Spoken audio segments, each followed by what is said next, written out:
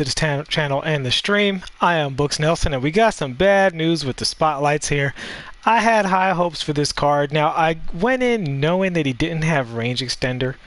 And for a lot of people, not having range extender, especially on a point guard, is the second worst thing to not having clamps, which I agree in the case of clamps, but I do think when it comes to range extender, you can play without range extender. I mean, people are doing it with Ben Simmons, and they were doing it with Magic Johnson, and there's a lot of cards whose release doesn't work well with constantly getting range extender shots. So even though they have range extender, it's just more of like a comfort of knowing that you can take those shots. But the primary way they're using the card is they're hitting open threes relatively close to the line.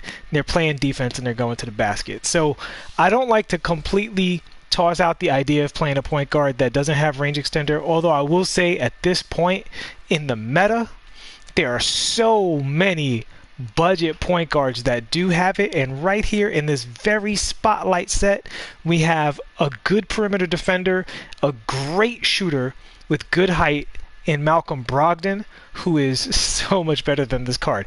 I usually just do these videos to give you guys the information to make the choices without really going too far into my own opinion, because we all have different styles, we all have different approaches, we all play the game the way we like to enjoy. But this is more of a PSA, guys. This guy, unfortunately, and I say really unfortunately because he could have been a really fun card. But let's get right into it. All right. So what I wanted the Murray was to have a really speedy, super athletic defensive card that could knock down open shots. And you know what? He's almost that. But the number one thing here, his interior defense, this isn't number one, but it's the first thing I'm saying. His interior defense is a 44. So he's not defending on the interior better than, you know, a Pistol Pete Maravich, right? And while Pistol Pete is obviously more expensive because this card is free, he's worth every drop of MT compared to this Dejounte Murray, right? So there's that. No block. Not good. Lateral quickness and the speed is beautiful. Like, that's outstanding. Vertical's okay. The strength is actually somewhat respectable. But then we come to these badges, and we see here he has 0 Hall of Fame shooting badges. Hall of Fame slashing badges, which is great. And even Slithery's on gold. He's got his, playmaking badges are all excellent, top tier. So you're looking at the card and you're like, all right, well, maybe he's kind of like a Clyde Frazier, right? Like a free Clyde Frazier kind of thing, or a free Michael Ray Richardson. And you see here with the defensive badges, but nothing to help him out on the interior, aside from Pogo Stick. But he also has a crappy block rating. Does he have chase down? He does have chase down. So, again, the card should play pretty good D. Now let's look at the dribbles. So he has some dribbles I really like, but the Hezzy's not one of them. He's got that nonsense hesitation, and he's got a shooter step back, but he can't shoot from range extender, so what good is that doing him, right? Like, you would figure maybe he can create space and go to it, but that's just not a strong form of attack. Now, his momentum dribble, totally excellent. He's got a really quick, like, super side-to-side momentum. I mean, I shouldn't say excellent. It's good. It's not one of the best in the game, but it's definitely good. And I would say the card definitely feels explosive in terms of, like, you can feel when you change directions with the card, he really, like, is just he's a more athletic card. Now, so here we go to another flaw of his. He doesn't have any of the good between the legs dribbles. Look, he starts up slow and he doesn't get into a crouch. So you can't really use it for anything because the build-up is too slow to really combo out of. You know, like, he bursts out of it okay once the dribble finally completes, but it takes a long time to complete. So if we look at, one of those branches right there, it's like it's just not quick enough. And because out of this dribble, and I've gone over this before, the cool thing is once you go between the legs, you don't have to complete the whole combo. You can go between the legs and then go the other way. But with him, his between the legs is so bad that after the between the legs, he doesn't really burst out of it. He kind of walks out of it. So that sucks. He has an elite behind the back, running behind the back, which is great. So if you do, explode in the half court, he's going to have that going for him. Let's check his between the legs out.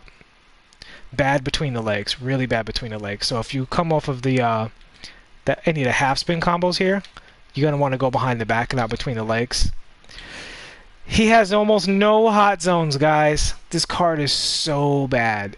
Oh my god. Now, when I say he's bad, like, do I think you could play with him? Sure. He's going to generally defend the point guard position okay. I don't know if he'll do well against bigger point guards. He's 6'5", but he doesn't have anything helping him out outside of a 68 interior defense. But offensively, he's just not giving you anything. And let's get to the worst part of all. I'm gonna do some dunks and then we'll shut down the video after this. He does this weird crouch off of any hesitations or anything. Like, well, off of the Pro Hezi, he's better, but off of the peekaboo, he's horrible off the peekaboo. Like, really, really bad. It just feels terrible. Like, there's a big delay between his shot motion. I don't know if you guys can see it, but he's kind of like crouching down before he goes into his jumper. So he's one of the few characters that can't do the peekaboo at the point guard position. Now, off the Hezi, he's good to go.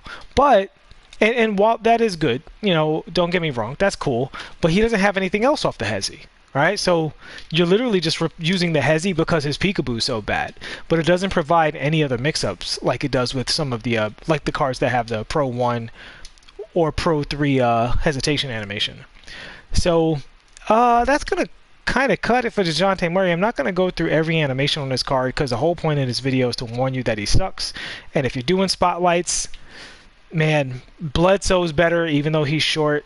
Brogdon is for sure way better. And we'll see, I don't know if I have too many of the other PGs, but we'll see if any of the other PGs are worth getting. And I definitely think that Token Ron Harper is way better too. Ron Harper in the diamond market has elite animations, is a better defender, he's bigger.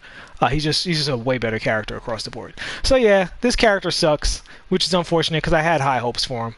I thought maybe he'd be cool. As a player, he's one of those, you know, Spurs players that's kind of turning into somebody. Looks like they might be something. But yeah. Yep. So that's pretty much it. I will see you guys in the next one. Very disappointed in you, Mr. Murray. You stink. Get off my lineup.